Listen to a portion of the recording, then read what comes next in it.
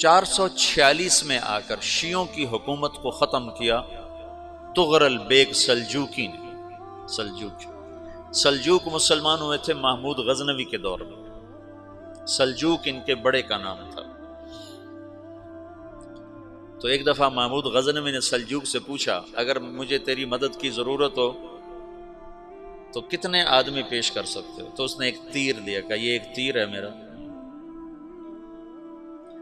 کسی کو یہ تیر بھیج کر میرے علاقے میں بھیج دو تو چند گھنٹوں میں 1,00,000 تلواریں تیرا پہرا دینے کے لیے تیار ہوں، میرے پاس اتنی طاقت ہے۔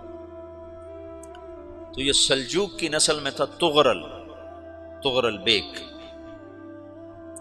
اللہ تعالیٰ نے جب عرب زوال کا شکار ہو گئے اور ضعف کا شکار ہو گئے، جیسے بڑھاپے کا کوئی علاج نہیں، جب قوموں پہ زوال آتا ہے تو اس کا بھی کوئی علاج نہیں، پھر اور قوم کو جگہ ملتی ہے۔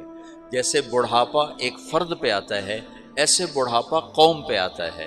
قوم کا بڑھاپا جوانی میں نہیں لوٹ سکتا، جیسے فرد کا بڑھاپا جوانی کی طرف نہیں لوٹ سکتا، قوم کا بڑھاپا جوانی کی طرف نہیں لوٹ سکتا، کوئی علاج نہیں، نئی نسل کا آنا ہی علاج ہے۔ تو عرب دھل چکے تھے، 600 سال بہت ہوتے ہیں حکومت کو، اپنی صفات گم کر چکے تھے، اب نئے خون کی ضرورت تھی۔ تغرل بیگ پہلا شخص تھا جس نے آ کر اہل السنت والجماعت کو استحکام بخشا، شیعوں کی حکومت کو ختم کیا، بغداد سے، شام سے، ان سارے علاقوں سے۔ صلاح الدین ایوبی نے اسماعیلی شیعہ کی حکومت کو ختم کیا، مصر۔ العاضد ان کا آخری خلیفہ تھا صلاح الدین ایوبی، نور الدین زنگی رحمۃ اللہ علیہ کا پروردہ تھا، اس کا دوست تھا، اس کے دوست بھی تھا، بچہ بھی تھا اس کے سامنے، زیادہ لکھنے پڑھنے کا شوق تھا۔ پھر اللہ تعالیٰ نے اس سے کام لیا اور اس کو مصر کا گورنر بنا کے بھیجا، مصر کی مدد کے لیے بھیجا، تو وہاں اس نے صلاح الدین ایوبی نے وہاں ختم کیا، تغرل بیگ نے یہاں ختم کیا۔ تو پھر سلجوک جو تھے نا یہ اقتدار میں آئے، ادھر ختم ہو گئی سلطنت بنو عباس کی، مصر ایک چھوٹی سی ترکوں کی سلطنت، تو اللہ تعالیٰ پھر مرکزیت کے لیے ایک نظام چلایا۔ 2 لشکر آپس میں لڑ رہے ہیں ایک میدان میں، ایک جنگلی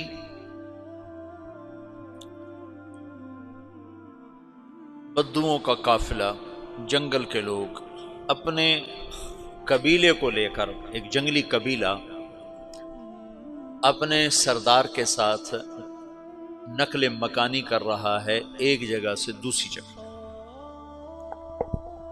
اللہ کا نظام کہ یہ لوگ چلتے چلتے چلتے اس وادی میں پہنچ گئے جہاں جنگ ہو رہی ہے، 2 لشکر آپس میں لڑ رہے ہیں۔ جب یہ وہاں پہنچتے ہیں تو ایک لشکر کے قدم اکھڑ رہے ہیں اور دوسرا غالب آ رہا ہے۔ ان کو نہیں پتا شکست کھانے والے کون ہیں اور فتح پانے والے کون ہیں، ان کو نہیں پتا۔ اس جنگلی قبیلے کے سردار کا نام بھی تغرل ہے، تغرل۔ تو یہ سردار کہتا ہے جو شکست کھا رہے ہیں ان کی مدد کرو، کچھ پتہ نہیں کون ہے، کہتا جو شکست کھا رہے ہیں ان کی مدد کرو۔ تو 400 وحشی جنگلیوں نے فاتح لشکر کے پیچھے حملہ کر دیا۔ وہ تو ایک کافی ہوتا تھا، 400 دوڑ جب تلواریں پڑیں تو چند لمحوں میں نقشہ بدل گیا، بھاگنے والے جم گئے اور جمنے والے بھاگ پڑے۔ جب جنگ ختم ہوئی تو شکست خوردہ لشکر کے بادشاہ نے ان کو بلایا، اسے پوچھتا ہے مجھے جانتے ہو میں کون ہوں؟ کہا نہیں۔ کہا تو تم نے میری مدد کیوں کی؟ کہا انسانی ہمدردی کی وجہ سے، تمہیں شکست ہو رہی تھی اس لیے تمہاری مدد کی۔ اور اس نے اپنا تعارف کرایا، میں ہوں سلیمان سلجوکی، ترکی کا بادشاہ۔ مسلمانوں کا لشکر تھا اور تاتاریوں سے شکست کھا رہا تھا، تاتاری فتح پا رہے تھے، مسلمان شکست کھا رہے تھے۔ تو وہ اللہ کی غیبی مدد بن کر آئے، تو وہ اس سے کہتا ہے میرے ساتھ رہنا پسند کرو گے؟ تم نے میرے اوپر احسان کیا ہے، میں اس کا بدلہ دینا چاہتا ہوں، میرے ساتھ رہنا پسند کرو گے؟ کہنے کا کر لوں گا۔ تو اس نے اس کو لے کر ترکی آیا، اور استنبول اس وقت روم کی حکومت میں تھا، اسے فتح کیا اس تغرل کے آگے چوتھے پانچویں پڑپوتے محمد فاتح نے۔ تو یہ استنبول ہے، یہ ترکی ہے، بیچ میں ایک چھوٹا سمندر ہے، یہاں ایک جاگیر ہے۔ تو سلطان سلیمان کہتا ہے یہ جاگیر تجھے وقف ہے، ادھر سے رومی مجھے تنگ کرتے ہیں حملے کر کر کے، تو میرا دفاع کرتے رہنا، یہ جاگیر تیری۔ یہ اس جاگیر پہ اس نے اپنے قافلے کو آباد کر دیا، اپنے قبیلے کو، اور ایک چھوٹی سی حکومت بنا لی، جو ایک صوبہ سمجھو، سلمان سلجوقی کا وہ ایک چھوٹا سا صوبہ ہے۔ وہاں جب یہ رہ پڑا تو پھر یہ ایک شیخ کے بیت ہوتا ہے، وہاں شیخ طریقت ہے، ان کے یہ بیت ہونے جاتا ہے، وہ اس کو رات اپنے پاس ٹھہراتا ہے، تو ایک کمرے میں ان کا خادم ٹھہراتا ہے۔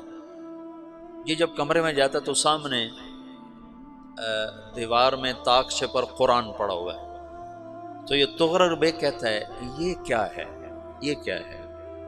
تو وہ خادم کہتا ہے یہ کتاب اللہ ہے، قرآن ہے۔ اچھا، وہ اس کو وہاں چھوڑ کے باہر چلا جاتا ہے۔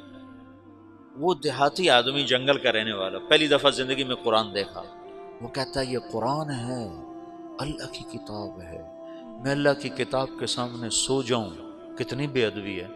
تو اس نے ایسے قرآن اٹھایا اور سر پہ رکھ لیا اور کھڑا ہو گیا، ساری رات قرآن سر پہ رکھ کے کھڑا رہا۔ رات کے پچھلے پہر اس کو خواب آیا، کھڑے کھڑے اس نے دیکھا کہ اس کی پشت سے ایک چاند نکلا اور شیخ کی بیٹی کے سینے میں جا کے اتر گیا، پھر اس لڑکی کے سینے سے ایک درخت نکلا جو پھیلتے پھیلتے پھیلتے 3 بر اعظم پہ چھا گیا، افریقہ پر، یورپ پر، ایشیا پر۔ پھر اس کی آنکھ کھل گئی، وہ کھڑا ہوا ہے، تو اس نے صبح یہ خواب اپنے شیخ کو سنایا، تو انہوں نے اپنی بیٹی اس کے نکاح میں دی تھی۔ اس بیٹی سے ایک بچہ پیدا ہوا، تغرل بیگ نے اس کا نام رکھا عثمان، عثمانی ترک نام سنا ہوا، جو میں نے کل بتایا تھا کہ 1924 میں وہ خلافت ختم ہوئی، تو ایک بیٹا پیدا ہوا عثمان۔ عثمان نے پھر ایک نئی اسلامی حکومت کی بنیاد رکھی جو 1924 تک چلتی رہی، کوئی 800 سال یہ حکومت چلی۔ تو حکومت کا شیرازہ بکھرا لیکن پھر جڑ جاتا تھا، پر وہ قرن اول والا جوڑ کبھی نہ پیدا ہوا، ٹکڑے بن گئے۔ ان ٹکڑوں میں اللہ لوگ پیدا کرتا رہا جو دعوت دیتے رہے، دعوت زندہ رہی۔ جو تربیت کا نظام تصوف کے ساتھ تھا اب وہ تبلیغ کے ساتھ